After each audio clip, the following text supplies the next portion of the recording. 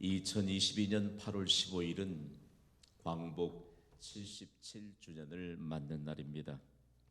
설교자인 저는 광복절을 맞이할 때마다 가슴을 적시는 눈물이 흐르는 것을 주체할 수가 없습니다. 대한민국 국민인 우리는 반드시 대한민국과 한국교회의 역사를 기억해야 합니다. 대한민국과 한국교회는 어떤 역사적 관계가 있는 것일까요? 한반도에 복음이 전해지기 전 이 땅을 지칭하던 여러 개의 대명사가 설교자는 제 마음을 얼마나 아프게 하는지 모릅니다. 그 가운데 우리의 마음을 너무 아프게 했던 대명사는요, 지독스런 가난이었습니다. 그리고 질병이었습니다. 그리고 온 땅의 편만에 있는 우상 숭배였고요, 사로잡혀 있는 미신이었습니다. 더욱이 양반을 지배층으로 하던 조선의 신분사회는 차별로 인한 고통을 수많은 사람들에게 안겨주었습니다. 그러나 이 땅에 복음이 전해지면서 백성들은 서서히 깨어나기 시작했습니다. 이 땅의 새로운 시작은 하나님께 드리는 주일 예배였습니다. 오늘 3배에 오신 여러분, 혹시 주일 예배를 너무 가볍게 여기지는 않습니까? 이 어두운 계절이 온 한반도를 덮었던 데 교회에서 주일 예배가 시작되면서 이 한반도에 새로운 역사가 시작됐습니다. 대단히 중요한 문제 하나를 오늘 우리가 함께 나눌 것입니다. 더욱이 교회에서 운영하는 주일학교는요, 온 백성들에게 큰 충격이 됐습니다. 교회에서 운영하는 주일학교에 아이들이 출석하기 시작하면서 어린아이들의 뚜렷한 변화를 본 것입니다. 어린아이들의 뚜렷한 인격적인 변화를 보면서 교회를 국가와 미래의 희망으로 신뢰하기 시작했습니다. 하나님이 약속하신 복을 주시기 위해 예배자들을 찾으신다. 한국교회 초창기에 온 땅에 충만했던 복음의 메시지입니다. 여전히 동일한 줄 여러분 믿습니까? 하나님은 약속하신 복을 주시기 위해 주일 예배로 우리를 부르십니다. 이 복음이 온 땅에 충만하게 될 때요, 비로소 한반도를 뒤덮고 있던 어둠의 계절이 물러가기 시작했습니다. 그리고 밝고 푸른 그리스도의 계절이 임하기 시작했습니다. 이 대목에 있어서요, 한국에 파송을 받았던 선교사들은 자신들을 파송한 본국의 이 내용을 그대로 선교 편지에 담아서 본국에 전송했습니다. 그 대목을 읽어보면요, 가슴이 뛰어요. 어둠에 갇혀있던 이 한반도에 주일 예배가 시작되면서 밝고 푸른 그리스도의 계절이 임하고 있다. 결국 1907년 평양에서는 대부흥운동이 일어났습니다. 전 세계적으로 기독교 역사상 전무후무한 부흥의 역사가 일어나면서 아무도 관심을 갖지 않았던 이 한반도가 동방의 예루살렘으로 불리기 시작했습니다. 급하고 강한 바람처럼 온 한반도를 뒤덮는 성령의 불길이 임하였을 때 각 지역에서는 놀라운 대각성이 일어났고 부흥이 일어났습니다. 그리고 걷잡을 수 없는 교회 성장이 일어났습니다. 그런데 그것도 잠시 1910년 8월 22일은 너무너무 한국 교회와 그리고 한국의 모든 국민들에게 아픔을 안겨준 날이 아닙니까? 여러분, 이 날이 어떤 날인지 기억하십니까? 1910년 8월 22일 한일 병합 조약을 체결한 때입니다. 이때로부터 이 나라는 주권과 강토를 완전히 일본에 빼앗겨버리고 말았습니다. 그리고 압제가 시작되어 무려 36년 동안이나 막막한 현실을 안고 살아야 했습니다. 무력으로 국권과 강토를 빼앗은 일제는요, 그때로부터 우리 고유 문화를 짓밟으면서 민족 정신 말살 정책을 썼습니다. 조선의 수많은 젊은이들은 일본이 일으킨 전쟁의 총알바지가 되어서, 그리고 위안부로 끌려가서 동남아 중국 땅에서 그렇게 이름도 없이 죽어갔습니다. 세계 역사를 보면요, 일제강점기의 동남아와 중국 땅은요, 이 시대를 살아가는 한국 국민이라면 눈물 없이는 그 역사의 대목을 읽을 수가 없어요. 여러분 아세요? 기억하고 계세요? 이 나라가 애초부터 이렇게 잘 사는 나라였습니까?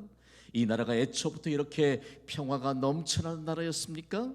이 나라가 애초부터 전 세계를 향해 영향력을 끼칠 수 있는 그런 나라로 오해하고 사는 사람들이 아마 부지기수일 것입니다. 특히 일본에 저항하는 한국 교회를 향해 일본은요, 무서운 압박을 강해왔습니다. 전쟁을 빌비로 삼아서 전쟁 무기 실탄이 필요하잖아요. 예배당에 매달아 두었던 종탑은 모두 다 철거해 가서 전쟁 무기를 만드는 데 썼습니다. 성경에서 모세오경과 요한계시록은 마치 일본의 압제를 받고 있는 한국의 민족 해방을 기록하는 것과 흡사하기 때문에 성경에서 삭제를 당했습니다. 더 나아가서 구약 성경은 부교재 정도로만 사용하게 했고요, 신약 성경도 겨우 사복음서인 마태복음, 마가복음, 누가복음, 요한복음만 읽도록 했습니다. 더 기가 막힌 사실은요, 교회에서는 예배를 드리기 전에 일본 국기에 배례를 한 후에 예배를 드리게 했습니다. 1943년 9월부터는요, 주일밤 집회와 수요 기도회를 모이지 못하게 했습니다. 사실 일본은 조선 침략을 개시할 때부터 식민 통치를 효율화하고 소위 국민 정신을 통합하기 위해서 신사참배를 강요했습니다. 요즘 젊은이들은 신사참배에 대한 개념조차 없더라고요. 신사참배는요, 신도라는 국가 종교, 즉 일본 천황을 살아있는 신으로 경배하는 종교의식을 행하도록 전국 각처에 신사를 건립한 뒤에 참배하게 했습니다. 여러분, 일본 천황이 살아있는 신입니까? 말도 안 되는 소리죠. 이것은 얼마나 하나님 앞에서 큰 죄였는지 모릅니다. 그럴듯한 명분을 던지면서 유혹했습니다. 신사참배는 종교가 아니라, 종교 행위가 아니라 국민 의례라는 그럴듯한 명분을 내세운 뒤에 신사참배를 더욱 강요했습니다. 한국교회는 일본이 강요한 신사참배는 하나님 앞에 큰 죄가 되기 때문에 생명을 걸고 강력하게 저항했습니다.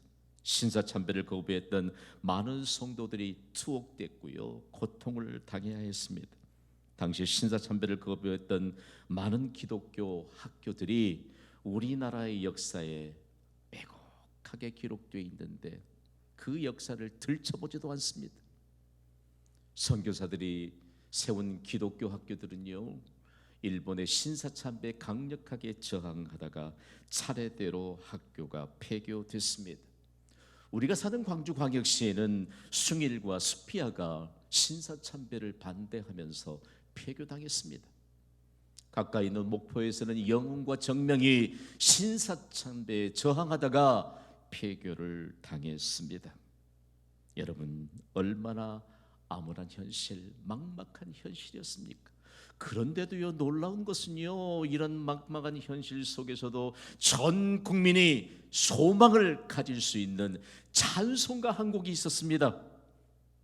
1905년에 윤치호가 편찬했던 한국의 최초의 찬송가집인 찬미가에는 15편의 찬송가가 실려 있었는데 그 가운데 14장에 실린 찬송이 막막한 현실을 모두 함께 이겨낼 수 있는 소망의 노래가 되었습니다. 그 찬송가가 바로 애국가 아닙니까? 그 찬송가를 광복절 기념주일인 오늘 우리는 찬미가 14장으로 하나님의 영광을 선포했습니다.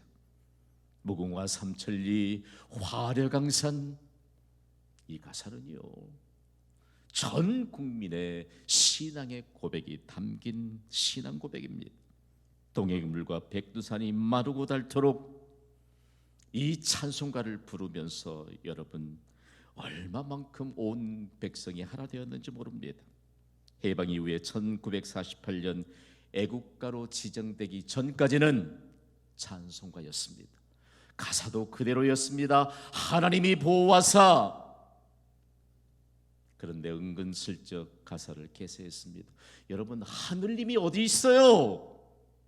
이 나라와 전 세계를 통치하신 분은 하나님이신 줄 믿습니다. 그런데 우리의 마음속에 예배가 너무 식상돼 있어요.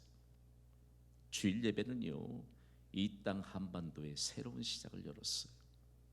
예배에 참여한 모든 예배자들에게 새로운 인생을 열어주었습니다.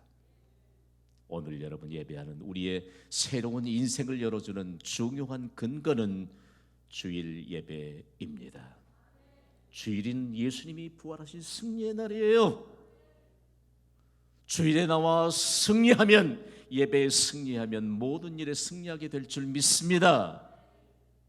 주일 예배가 오늘 우리에게 어떤 날입니까, 여러분? 비그리스도인과 함께 얘기하면서 예배, 주일 예배, 예배는 내 생명이고 이 나라와 한반도와 한민족의 새로운 역사의 시작이에요 라고 말할 수 있는 그리스도인이 되시기를 주님의 이름으로 축복합니다.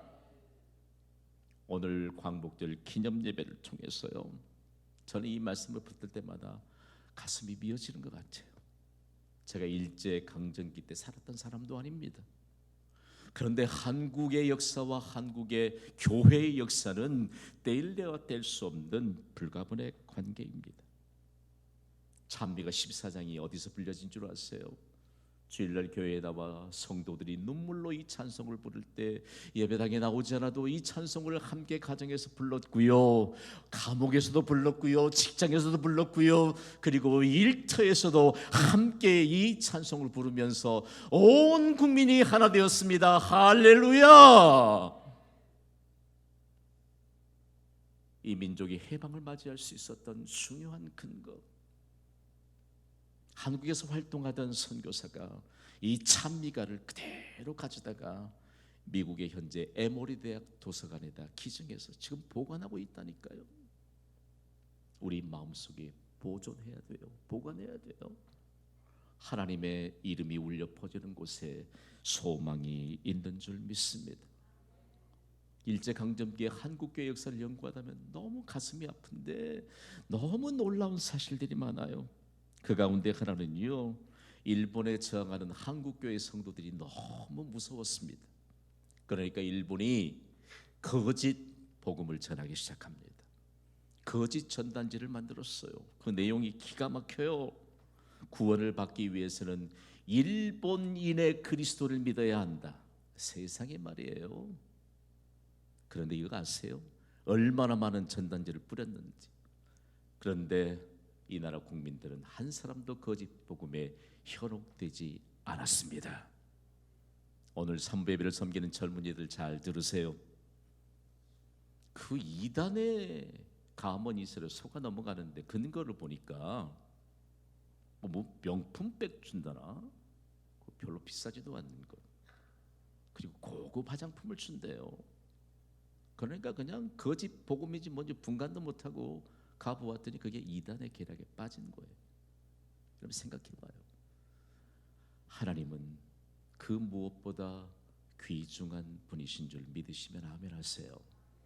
하나님께 예배하는 우리에겐 하나님이 세상이 줄 수 없는 약속하신 복을 주실 줄 믿으시면 아멘 하시기 바랍니다. 이 대목에 있어서 어떻게 거짓 복음에 한 사람도 현혹이 되지 않았을까? 오직 한국교회 성도들이 부르는 찬미가 14장, 동해물과 백두산이 마르고 닳도록 하나님이 보호하사 우리 대한 만세, 이 찬송 한국이 온 땅을 흔들어 놓았습니다. 당시 한국교회는 민족 독립을 위해 헌신했던 구국교회였습니다. 이 구국교회, 나라를 구했던 구국교회인 것이 온 세계 모든 나라에까지 퍼지게 되었습니다. 그때 당시에요, 배고팠잖아요. 다 빼앗기고 뭐 공출, 이 단어 사용하고 싶지도 않은데 그렇게 해서 항구를 발전시킨 사람들이 일본 제국 사람들이에요. 배고프니까 행여라도 교회에 가면 좀 먹을 것이 있을까를 찾아왔던 사람들이요, 먹을 것이 없어도 하나님 앞에 눈물로 예배하는 성도들을 본 것입니다.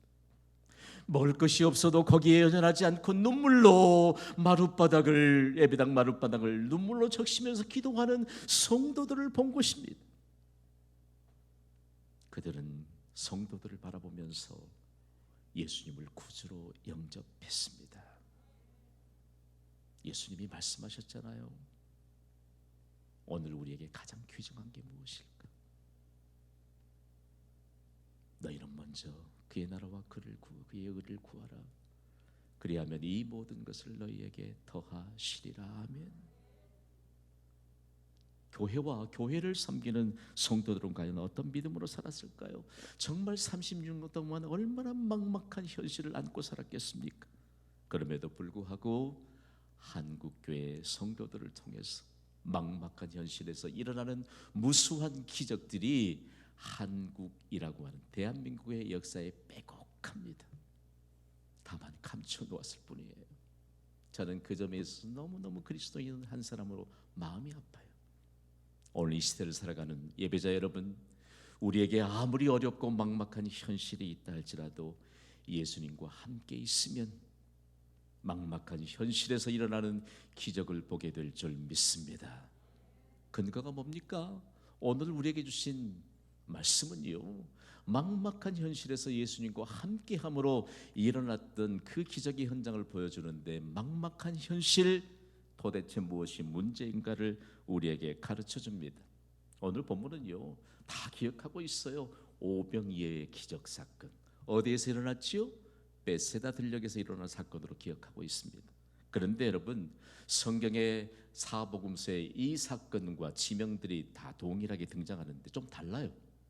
마태복음 14장에는 빈 들이라고 기록하고 있습니다. 영어 번역본은 멀리 떨어진 곳이다 라고 그렇게 번역하고 있잖아요. 마가복음 6장에도 역시 빈 들인데 영어 성경 번역본은 외진 곳이다 이렇게 번역하고 있습니다. 누가복음 9장에는 베세다라고 말하고 있습니다. 베세다 들녘 맞는 표현이죠. 오늘 본문의 요한복음 6장에는요 산이라고 기록되어 있는데 영어 성경은 명확하게 번역합니다. 산 피탈이 맞아요. 제가 그 현장에서 이 말씀과 예수님의 행적을 깊이 묵상해 보았습니다. 베세다 들녘, 오늘 본문에도 보면 거기에 잔디가 많다고 나왔는데 실제적인 현장입니다. 이곳에서 예수님이 제자들에게 무엇을 테스트하셨을까? 그곳에 너무 많은 숫자들이 모였잖아요.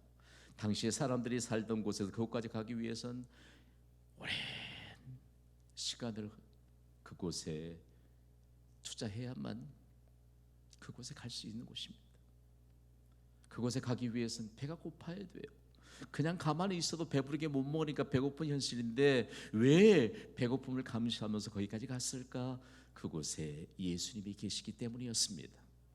성경은요 5,000명이 모였다고 말하고 남자만 5,000명이라고 말하는데 유대의 관습에는 여인들과 어린이들의 숫자를 포함하지 않고 수를 세는 관습이 있었습니다. 권위 있는 학자들은 그 상황에서 2만 명을 웃도는 군중이 모였다. 여러분, 너무 많은 사람들이 모여 있지 않습니까? 그곳에서요 아무리 보아도 그 사람들의 배고픔을 해결해 줄 수 있는 방안이 없는 것 같아요. 그런데 예수님이 그 현장에서 제자들의 믿음을 시험하시고 각기 다른 모습으로 등장하는 제자들의 모습을 보여줍니다. 오늘 본문 5절을 먼저 주의 깊게 읽을 수 있어야 합니다. 함께 읽습니다. 시작. 예수께서 눈을 들어 큰 무리가 자기에게로 오는 것을 보시고 빌립에게 이르시되 우리가 어디서 떡을 사서 이 사람들을 먹이겠느냐 하시니 아멘. 예수님이 계신 곳으로 큰 무리가 왔습니다. 누구에게 왔지요? 자기에게로, 예수님께 왔습니다. 여러분, 큰 무리가 배고픈 채 예수님께 왔는데 빌립에게 온 것이 아니고 예수님께로 왔다고 했습니다. 그러면 예수님께 해답이 있음을 믿습니다. 성경을 읽을 때 우리가 많이 놓쳐서 그래요. 예수님께 왔잖아요.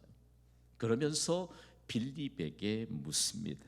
그랬더니요 빌립이 얼마만큼 머뭇거리지 않고 대답을 했는지 몰라요. 오늘 보면 7절을 함께 읽습니다. 시작.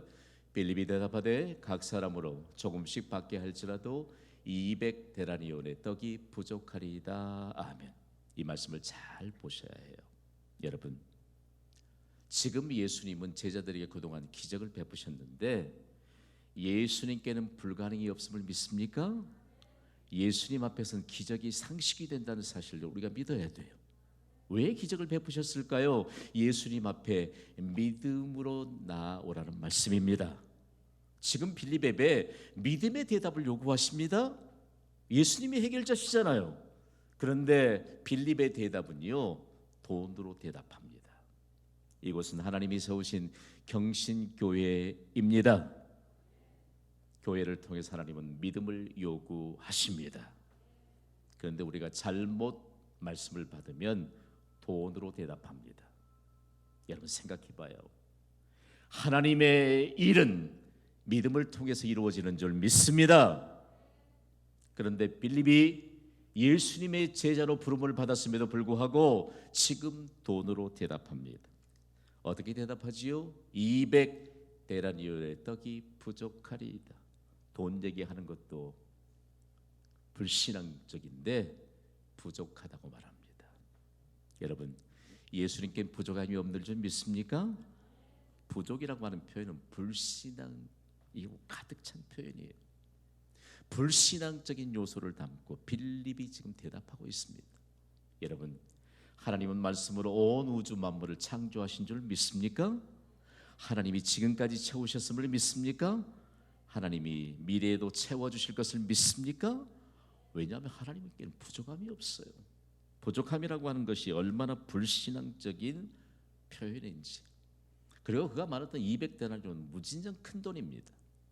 200데나리온 우리가 사용하지 않는 화폐다니까 그저 막막하지만 영어 성경 NIV 버전에는 아주 사실적으로 번역했어요. 8개월의 노동자의 급료라고 명확하게 번역했습니다. 한 사람에 3천만 원 정도 돼요. 저는요, 영어 성경 번역본을 볼 때마다 생각과 현실 속으로 파고드는 하나님의 강력한 메시지를 전달하는 힘이 있음을 알 수 있습니다. 8개월 동안 한 푼도 안 쓰고 모아야만 가질 수 있는 이 3천만 원이 있어도 2만 명을 다 먹이기엔 부족할 것이라고 빌립이 말합니다. 빌립은요, 막막한 현실만을 바라보는 제자, 불명예스럽게 지금 등장하고 있는 것입니다.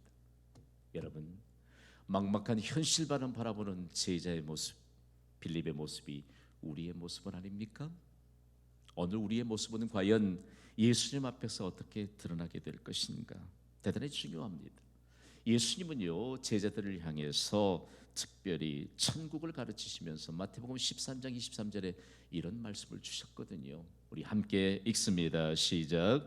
좋은 땅에 부러졌다는 것은 말씀을 듣고 깨닫는 자니 결실하여 어떤 것은 100배, 어떤 것은 60배, 어떤 것은 30배가 되느니라 하시더라. 아멘.